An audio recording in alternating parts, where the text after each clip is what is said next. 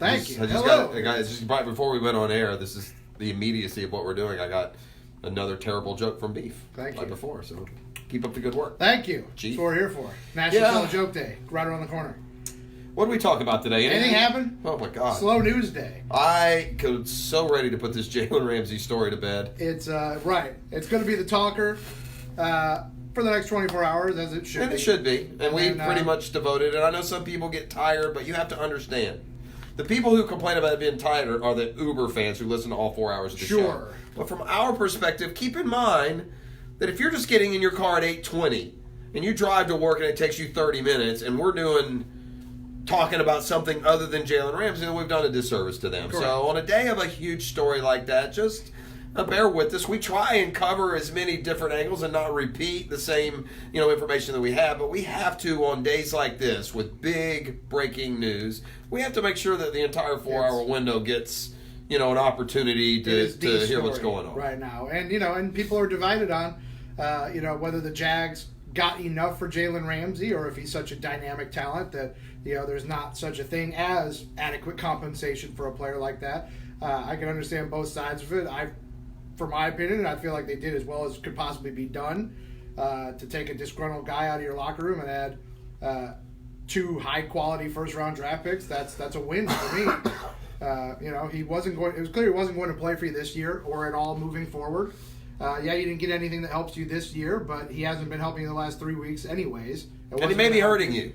Right. I don't know. It's hard to know the exact temperature. The players in the organization say, the right things when a scenario like this is playing out. But, it has to be some ripple effect. And the longer it goes on, the worse it is. This is a guy jaking it in a locker room full of gladiators. There are guys in that locker room that are putting on their braces and taking their ibuprofens and gutting through injuries a lot more than the fake one that Jalen had. And so it has to, at some point, trickle into beyond distraction and into, if not confrontation, then certainly, some ill thoughts, towards each other. So, and again, by the way, you got 2 first-rounders for 1 player. That's a hell of a deal. Right. To me, there is. Player. This is 100%. It's not a win in that you had to give up Jalen, but understand you have to give up Jalen. It's not like the Jaguars out of nowhere cruising along, they're 5-1, and they go cut a deal to trade Jalen Ramsey. Right. That's not what happened. And he was blindsided. And no, what the hell just Jalen happened? forced it with his reprehensible behavior, and he leaves town now, secure in the knowledge he's the worst Jaguar ever. Congratulations, you, Douglas, Jerry Porter, every other ass that ever put on a Jaguars uniform. Jalen outdid you when the way he orchestrated his departure. And you can go to hockey sticks out there in L.A., and hopefully you never win a title or get everything that you want. Jeff asks, do they go for a corner to replace Ramsey or perhaps an offensive lineman to replace Norwell, assuming they cut Norwell? I wouldn't assume they cut Norwell. I don't know if they go get a corner to replace Ramsey. Certainly have an open roster spot now, and they'll add a piece. I know a lot of the guys in the Twitter sphere were calling for them to bring back Datone Jones, who many thought was a shocking cut from training. But it's a D-line. I mean, look, I think it's going to depend on a couple of things. Where do those draft picks fall? Right. They're going to have. If it was today, the Jags would pick 6 with their 2-4 record. The Rams with their 3-3 record would pick 16th. So that's what. But by the time the season ends, maybe the Rams tank. We looked at their schedule. They got a difficult road. It's not an easy schedule. It's a schedule that looks like about, at best 10-6, maybe 9-7 to 7-9. So. When you look ahead to that draft, there's plenty of holes that can be plugged. Correct. First round pick. And again, to take a guy in the top 5, get 3 of his top years of age and physically wide, and then to be able to turn around and get 2 future first-rounders for him, I think that's pretty good business. I don't think... And, by the way, there's another little known secret, or that maybe not be thinking.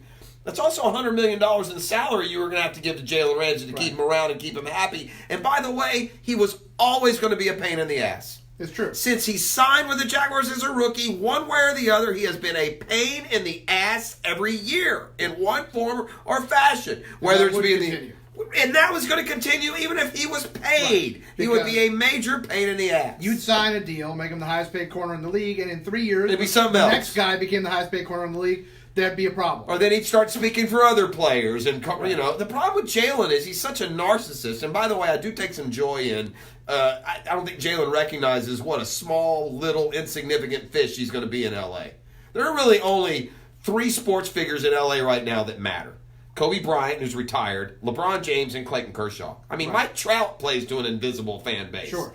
Kawhi Leonard, we'll find out going to the Clippers. Yeah. But, you know, this narcissist is going to find himself screaming out for attention. So I look forward to that happening in these last 8 weeks. Jalen's not the type to slow play. By the end of business today, all his Rams teammates will know because he'll tell them that he's the best thing that's ever happened to any of them. So it's going to be interesting to watch from afar how he fits into another locker room that's not here, that he's dominated since the day that he was drafted. And it'll be curious to see with the Jags moving forward with a slate of winnable games on deck, that now they don't have the specter of the Ramsey saga hanging over them. If if it's a little bit of a renewed energy with this team, we'll see. They can get on a little bit of a roll. Open locker room today, so the players will meet the media, and we'll see. I mean, I could probably pretty much tell you what we say. Hey, look, we support Jalen. He was a heck of a player. Obviously, It wasn't going to work out here. We're going to go to battle with who we have in the locker room. I have confidence in the players we have. That's going to be the message coming out of the locker room Company today. line. Which is, and again, probably what you would say if you were them. I don't even know. It may not even be a line, but that's the reality. Right. Nobody's going to stand at their locker room and say, bleep Jalen. And Jalen has his share of support and friends in there. They may not support exactly how he's been around this, but it's not like he's going to be persona non grata to everyone in there. It's just, look, at the end of the day, it's this. I don't care if you work somewhere or if it's Little League. Team means team. When you are part of a team, you have to give away some of yourself. That's what makes a good team. Good teams aren't one guy and his 52-man posse. Right. Jalen doesn't understand that. Jalen would have been better born a gymnast or a tennis player or a golfer or something that's a solo sport, because he doesn't understand the art of nuance, of leadership, of team building. He's only about Jalen. Yeah. And here in Jacksonville, that just wasn't working. And I want to take a chance here. We brought this up at the end of the show, but I'm going to give some kudos to Leonard Fournette, and I'll tell you why. Leonard Fournette was more publicly called out by Tom Coughlin than Jalen Ramsey ever was. And in context, didn't really do anything any worse than Jalen Ramsey did. Look how Leonard has responded. Right. He's responded. On the field, negative incidents. And then he sat on the bench. Had the pout session on the bench. And Tom Coughlin called him out. Did you see Leonard run off and ask for a trade and I was disrespected like a big freaking baby like Jalen is? No. Leonard said, okay, that's the boss. If I want to make a living, I'm going to be a good teammate and leader. So give Leonard Fournette credit for being the man that Jalen Ramsey isn't and responding in a much more positive way. Now, it doesn't have the talent, inborn talent that Jalen has. So it's going to be... It's going to be interesting. Oh, by the way, as to just the unbelievable dominant talent that Jalen is, Vegas responded in the form of the Rams odds, now with Jalen Ramsey, and it was a big yawn. They went from 25-1 to win the NFC to 20-1 to win the NFC. So, and there's also a danger in corner. You can avoid him if you have to. Well, and you keep in mind, they're adding Jalen Ramsey, but they've lost Aqib Talib. They traded Marcus Peters, so they've lost 2 guys and added 1 guy who's better than both of those guys, but... That's just one side. But it's just one side.